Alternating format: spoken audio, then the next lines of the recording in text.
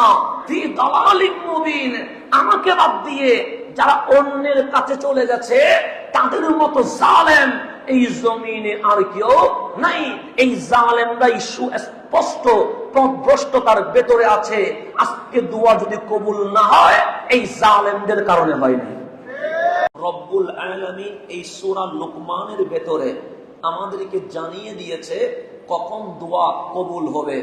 আজকে আমরা দোয়া করি কিন্তু দোয়া কি হচ্ছে না, কবুল হচ্ছে না। আমরা বৃষ্টির কথা বলি, বৃষ্টি হয় না। আমরা গরম কম হওয়ার কথা বলি, গরম বেড়ে যায়। আমরা খুঁজি রহমতের বৃষ্টি, তুফান শুরু হয়ে যায়। তার মানে দোয়া করি একটা, কাজ হয় আরেকটা। তাহলে কতটুকু আমাদের অধপতন হলে আমাদের দোয়া কবুল হচ্ছে না, এই বিষয়ে আলোচনা করতে গিয়ে আমরা সূরা লুকমান থেকে শুরু করেছিলাম।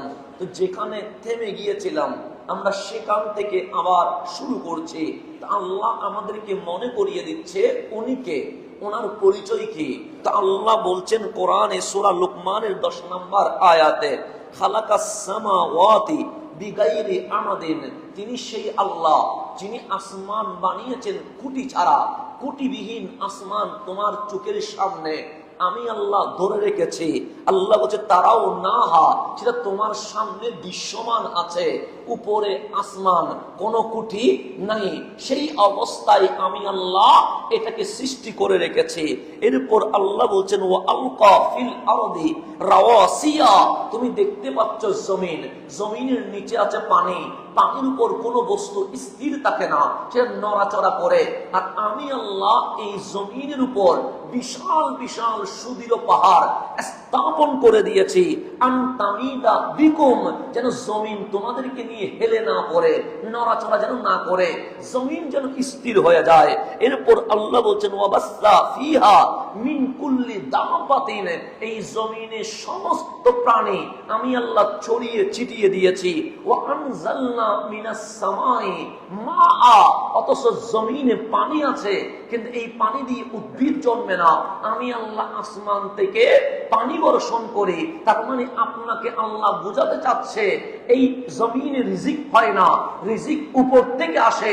উপরওয়ালা যদি রাজি হয়ে যায় তোমার রিজিকের দরজা অটোমেটিক খুলে যাবে। এটা আল্লাহ বোঝাচ্ছেন। আল্লাহ বলছেন ওয়ানজালনা মিনাস সামাই মাআ, আমি আসমান থেকে পানি বর্ষণ করি বৃষ্টির মাধ্যমে। কেন? ফাআমবাতনা ফিহা মিন কুল্লি জাওজিন কারীম, এই পানির কারণে মরা জমিন জিন্দা হয়ে যায়। এই জিন্দা জমিনে জোড়ায় জোড়ায় উপকৃত উদ্ভিদ আমি জন্মায়, যেটার মাধ্যমে আমি আল্লাহ প্রত্যেক বান্দার ঘরে ঘরে রিজিকগুলো পৌঁছায়া দিয়ে থাকি। আল্লাহ এক লাইনের ভেতরে নিজের পরিচয় তুলে ধরেছেন, কি চমৎকার।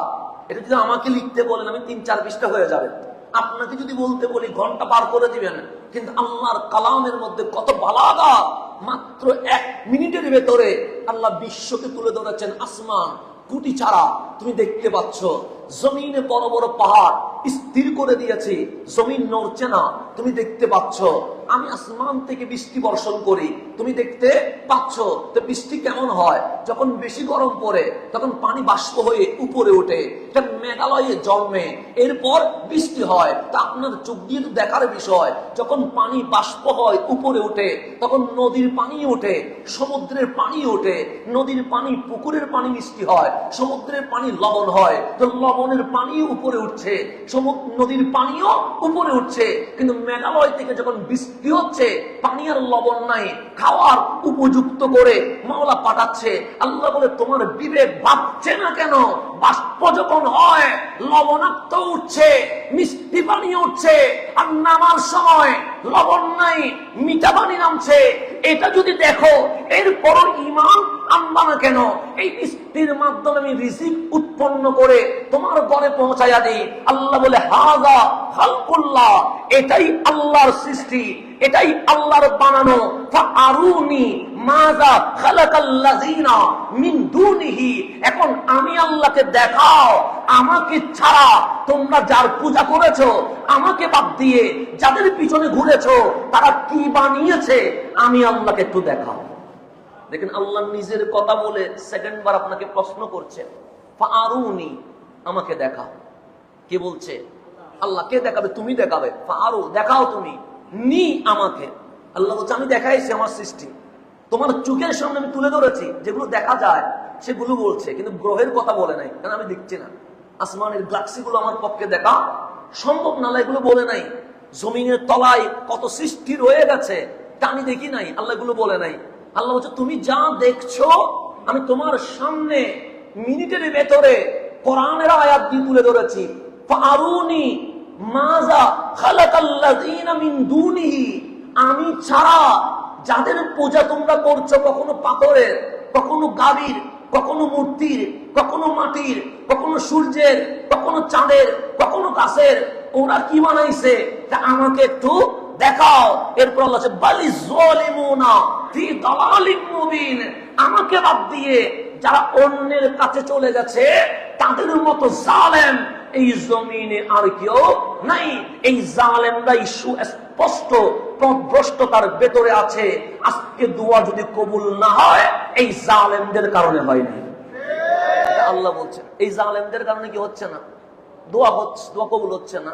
তো যেখানে আমার রাসূল খানায়ে কাবা থেকে মূর্তি ভেঙে আল্লাহর ঘর বাইতুল্লাহ ওয়াহদানিয়তের পতাকা তুলেছেন, আজ সেই আরব বিশ্বে মূর্তিঘর বানানোর প্রতিযোগিতায় ব্যস্ত হয়ে গেছে।